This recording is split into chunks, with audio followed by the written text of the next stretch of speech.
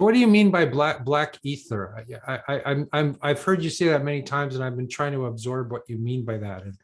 And Okay, let's say that you have a perception of something. It's a mental construct. Could be internal, could be external, doesn't matter. What makes that mental construct what it appears to be is itself and the exclusion of everything that it's not, right? So if the mental construct, if the thing is itself and is not anything other than itself, is not anything else, then it's kind of like a bubble. It has a barrier, it has a skin. Just like any perspective that we have has a limitation by virtue of the fact that it's a perspective. Yeah, the line of limitation would be the skin or the shell. In Kabbalah, that's called a klipa, right? So if conceptuality in a conceptualized universe is made entirely of these assumptions of mental constructs, which are shells or skins around designations, conceptual designations, then you could look at two parts of the skin. There's a part that faces into itself, right? If there's a bubble, the skin of the bubble can face into what the bubble contains.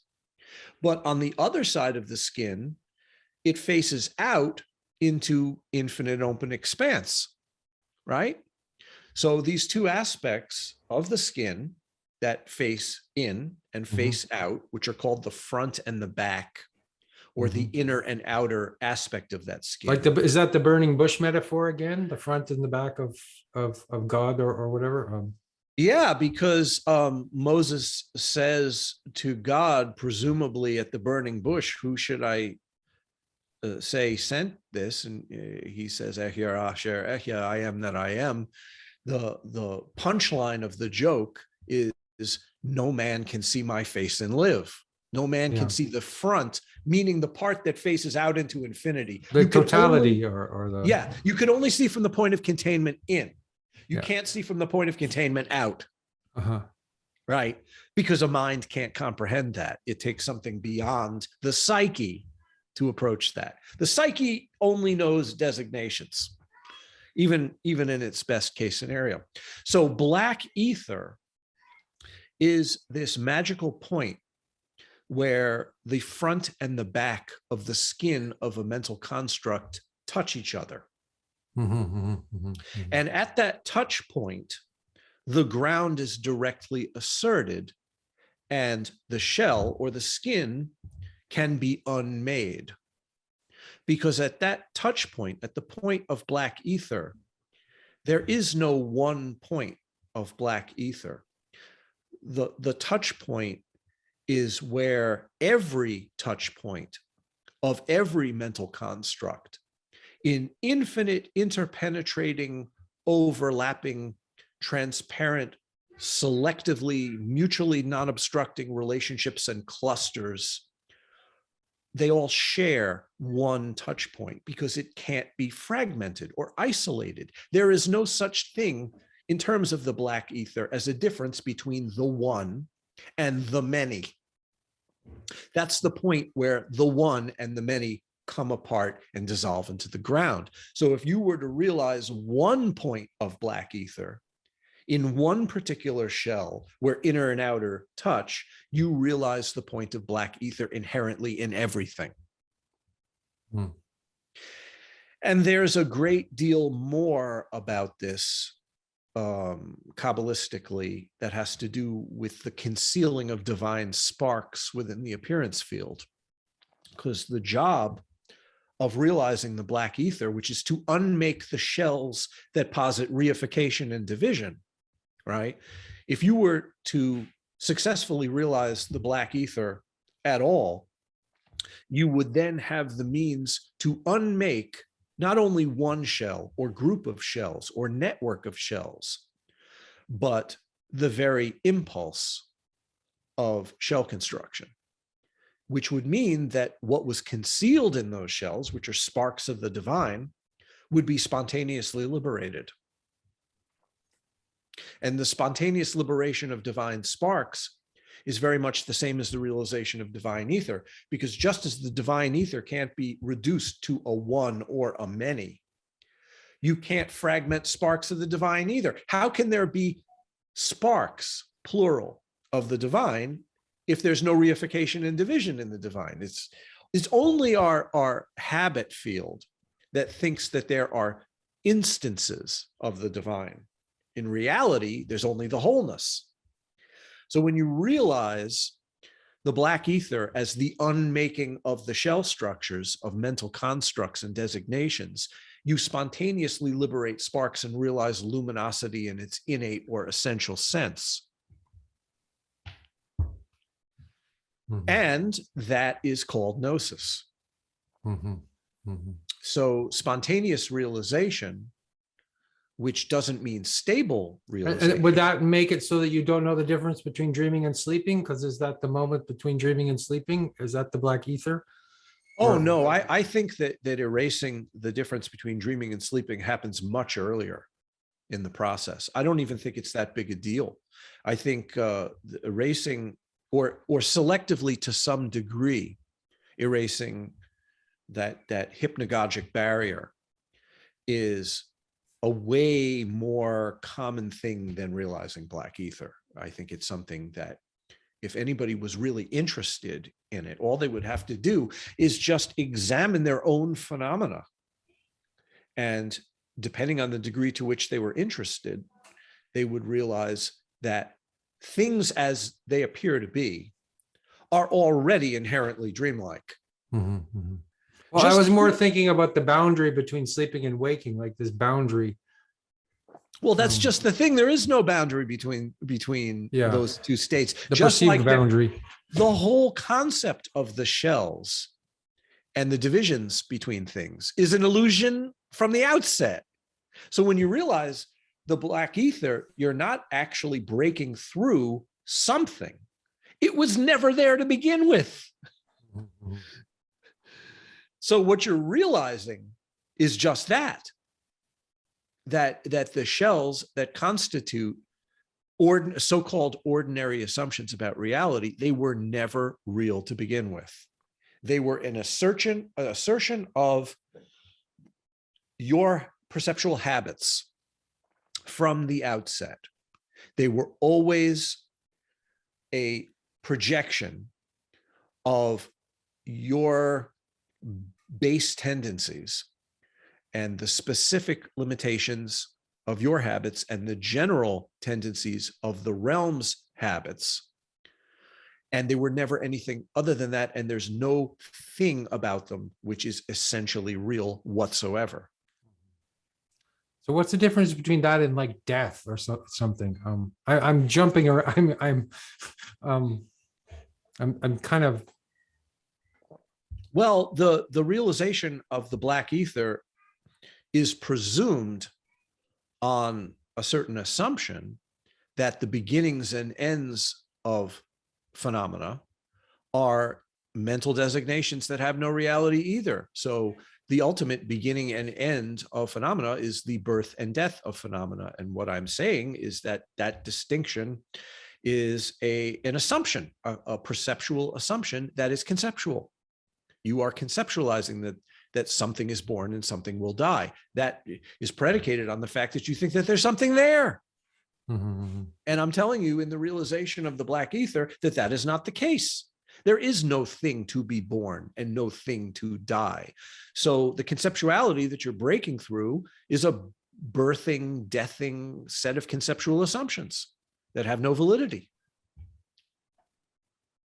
This is generally what is termed the apophatic approach. I was just coming to that word. And you said post-apophatic, right? Yeah, well, What did you mean by that? Well, when we deal with pure vision, what we call pure vision, which is a view of phenomena as inherently replete with divinity, right? That becomes possible after the conventional habit assumptions that ordinary people carry around is exhausted or resolved, you could say. And the means by which that resolution or exhaustion of habit tendencies happens is immersion in what we call the apophatic bath, essentially immersion in the nothingness state. Mhm, mhm. But of course, immersion in the nothingness state doesn't mean that the world goes away. So the spontaneous expression Because it's of the what, no thingness state. It's not a mere void. yes, but the world doesn't go away. So there is the spontaneous assertion of phenomena that still has to be contended with. So depending on the degree to which the apophatic immersion is resolved, there is a post-apophatic reassessment of the meaning of things. Mhm, mhm. So for example, this glass to what we could call the ordinary habit field seems to be a thing, right? It seems to be itself and nothing else. Here it is. It has substance. It occupies a place dimensionally and can even be seen in a continuum of motion, which we call the dimension of time. We could conceptualize about it and come to a conclusion that it either is or is not, right?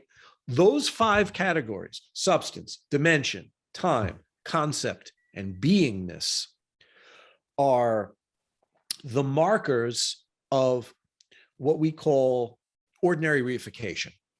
That's how phenomena is reified. It's reified in that way. Something exists somewhere at some time. It's conceptualized, and the determination is made whether it is or is not. The black ether is the coming apart of all of those assumptions, but yet the phenomena persists.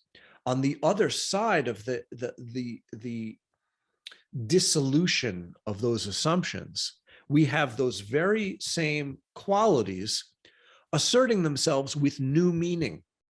Substance becomes substancelessness. Dimension becomes non-dimensionality, right? Temporality becomes atemporality. Conceptuality becomes non-conceptuality. And the very root, which is being or not being, becomes something utterly incomprehensible, which that's the root of the other 4.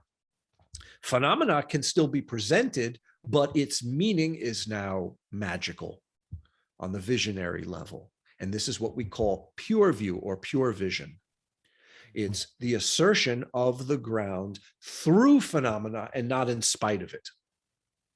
Mhm, mhm. So this is the main alchemical transmutation that takes place, where ordinary view is displaced by, or we could say consumed by, the nosemic or Gnostic vision, which is the post-apophatic assertion of divinity through infinite variation. But there is no entity or monad being asserted. It is completely open, which is why I say that my view is a non-monistic view, because the very thing that makes it work is that apophatic immersion into nothingness. That completely belies the assumption that all things are one as a monad. You couldn't have an apophatic or a post-apophatic transmutation if you held the kind of monist view that I'm talking about. So when people say, God gave the Torah on Mount Sinai, right? The very thing that reifies the absolute, which most people assume when they call it God, this is the very root of something that we are reassessing. Because when the voice answered Moses at the burning bush, he said, who should I say sent me? And he said, Eher Asher Ehya, I am, or I will be that which I will be. There's a series of places you could go with that. And one of those places is, oh, you mean God is a giant ego that includes everything else. I am. Yeah, right. And if Okay. that's the case, there's your monad. Uh-huh, uh-huh, uh-huh. Yeah, we're just calling it God now, but it's really just like what I'm doing with my own mind. Mhm. So actually, the other side of God, or whatever, the other side of the burning bush, or is without dimension, or without, can't be reified or described or No, explained, no. or What I'm saying is that we're doing away with the concept of sides. there's no sides anymore. Yeah. Yeah. Okay. Yeah. Because if you have two sides, you're doing it again. You're doing it again. Yeah. Yeah. Well, how could you not do it again in when you're using language to describe these things? Well, mean, that's why you got to dump the language. That's why you got to dump the language. Okay. Yeah, that's why you got to Mhm. dump the language and dump the philosophy and dump every conceptually designating coordinate point that is used to reify phenomena wholesale. Get rid of it. Throw it in the fire. The beast must be consumed, but if the beast is everything, the beast must consume itself. Hmm. Yeah.